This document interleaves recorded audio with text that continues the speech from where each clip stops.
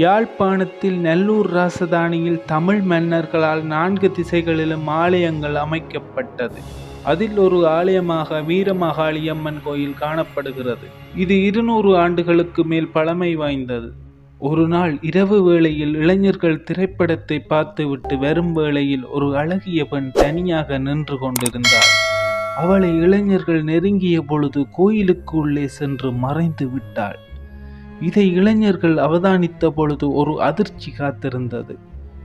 கோயிலுக்குள்ளே திருடர்கள் பெறுமதி வாய்ந்த கோயில் சொத்துக்களை சூறையாடிக் கொண்டிருந்தார்கள். இளைஞர்கள் திருடர்களை மடக்கி பிடித்து பதம் பார்த்தார்கள். இந்த திருட்டை வீரமாகாளியை பெண்ணுருவில் வந்து பிடித்து கொடுத்ததாக அப்பகுதி மக்களால் இன்று வரைக்கும் நம்பப்படுகிறது.